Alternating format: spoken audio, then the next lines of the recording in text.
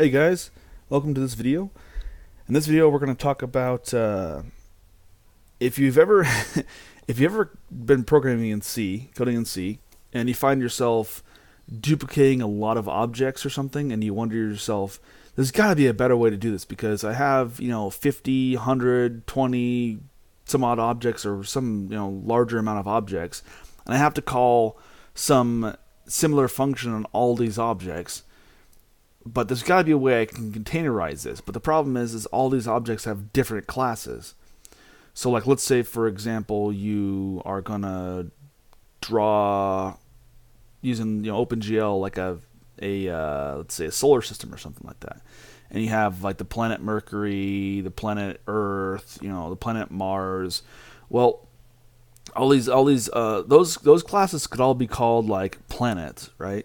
And then all those objects could have similar properties. You could probably use one class to define all those.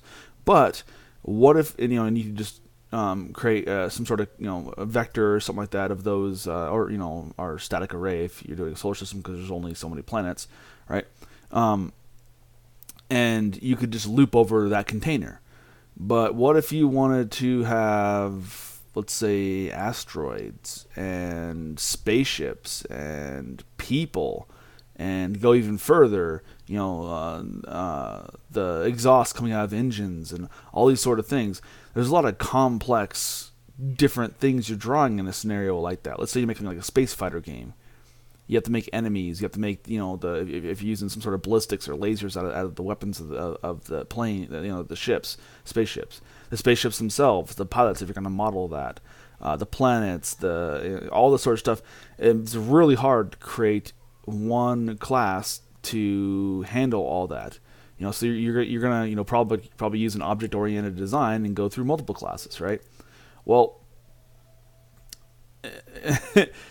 what is a way you can create one container that you can push all these different classes into, where you could just loop over it and call a similar function like draw, for example. Let's say you're doing OpenGL. Well, I'm going to hopefully show you a solution to that.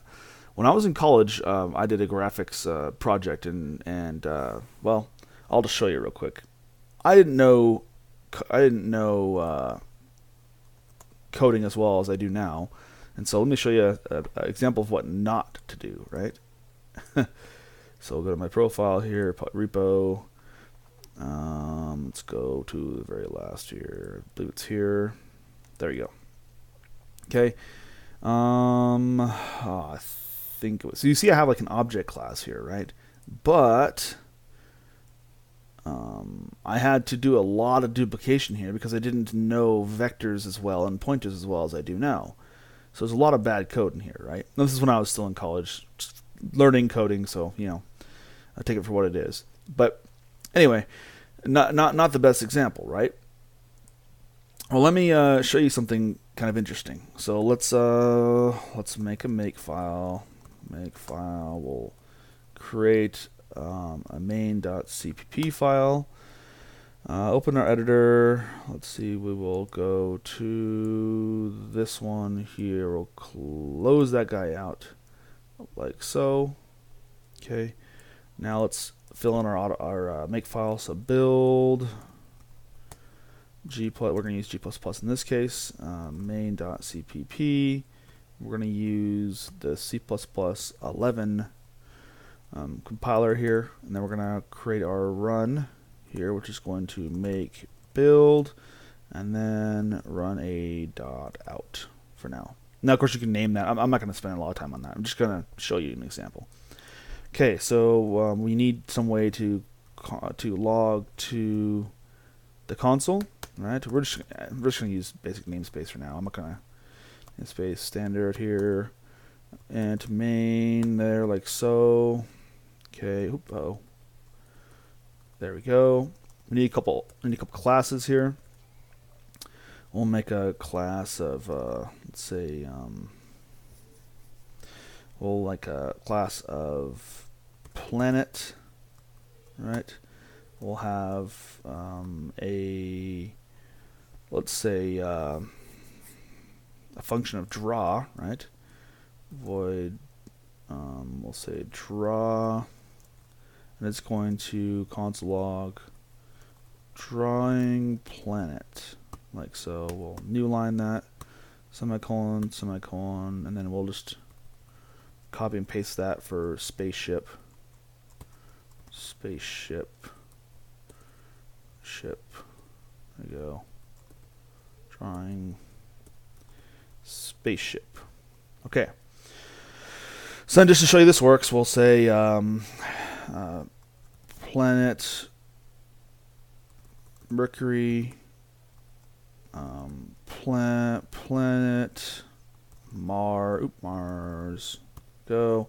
We'll say spaceship ship 1, spaceship ship 2, and then we'll say Mercury dot draw, and then Mars dot draw, and then we'll say ship 1, ship 1 dot draw, and then ship 2 dot draw. Okay, so this of course will probably work without any issues. Oh, what did I do here? What did I do wrong here? Oh, not paying attention. There we go. Alright. Not paying attention. You're probably screaming at me. There you go. And you'll see we draw a planet and we draw a spaceship. Simple enough.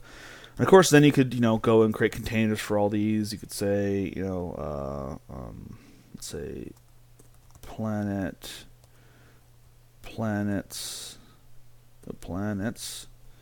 It's 2.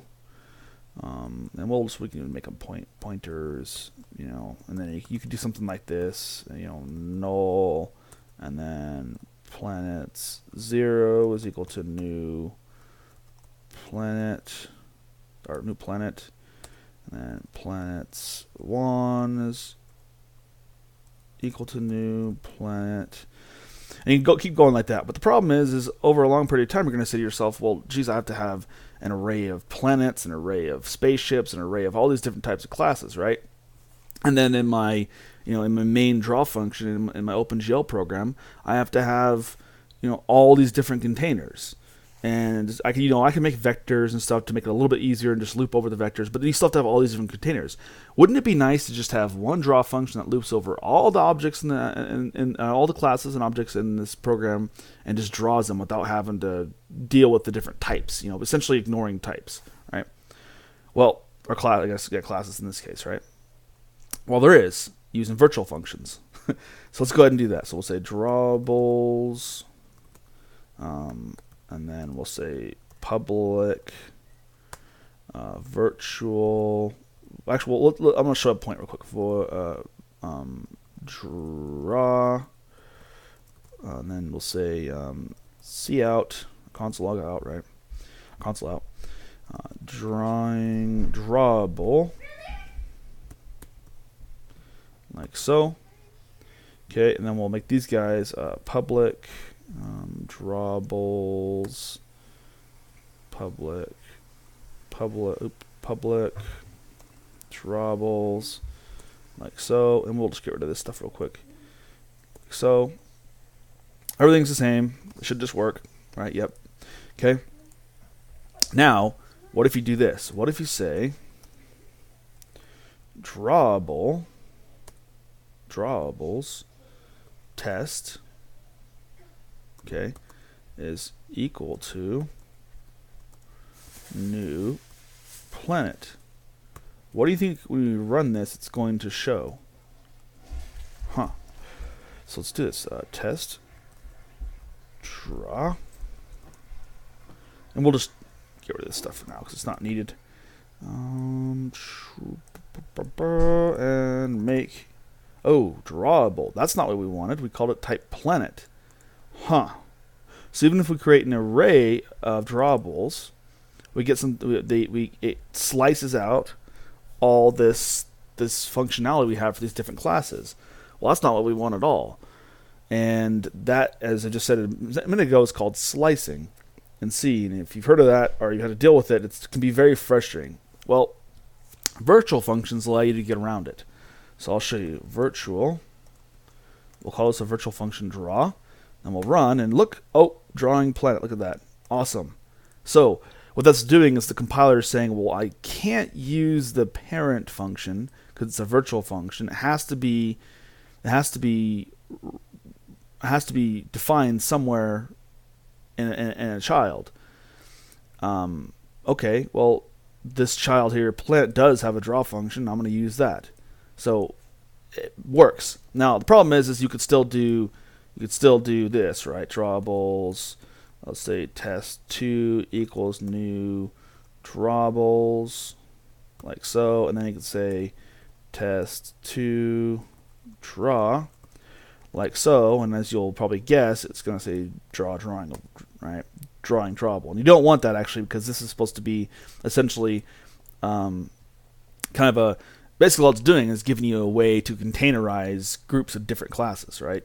So you can actually fix that by saying this. You can say equals 0, and watch, it's going to blow up on you. It's going to say, hey, you can't do that, you know, because of this is a virtual function here. You can't. It's a pure virtual function. You can't instantiate that. So you can do this. There you go. Drawing planet. This kind of enforces that this class can only be used essentially as a base class for any other class, and then you can containerize it. So we'll do that real quick. So let's say, oh, we need vector first. Well, I like vectors, so you don't have to use vectors. You can use whatever you want, but I like vectors. Include vector, and we'll say vector drawables pointer, right? We'll say drawables, like so. And then we'll say we want to void draw function. And then, of course, because we're using pointers, we've got to destroy them, right? Destroy. And then we'll loop over them. So void, oh, it's been a minute. It's been a little bit. For auto element in drawables. And then we'll say element, or delete element. And that should work, I believe. Auto element drawables. And we'll say element draw, like so. And then we'll take these drawables here and we'll push back a new planet, and we'll do that twice. Well, I'll do it like 3 times, and then we'll do a spaceship. We'll do that 3 times, and then we'll say draw, destroy.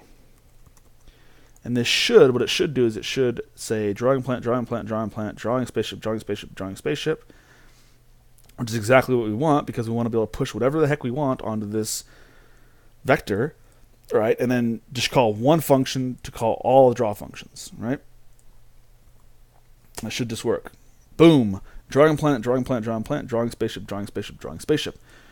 We did it. So this is nice and easy. So that now you can see as your game loop's going, you can dynamically push onto this vector anything you want, any kind of class you want, as long as it implements the draw function, which then you can implement internal functions, right?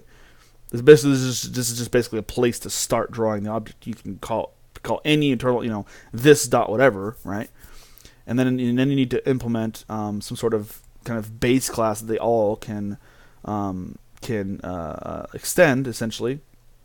Right, and then that has a virtual class, and of course you don't want to make that thing usable by anyone right here. So there you go. I hope that makes sense. I hope it's useful. If you have any questions, please post below. And there you go, a way to dynamically add classes and call just one function to call all the internal functions for all those classes. Kind of cool. Now, of course, in things like Node and Go, this is a lot easier because interfaces. For Go and Node, well, that's just objects. You can push an array of whatever you want. But there you go. All right. Thanks, guys, for watching, and I hope to see you next time.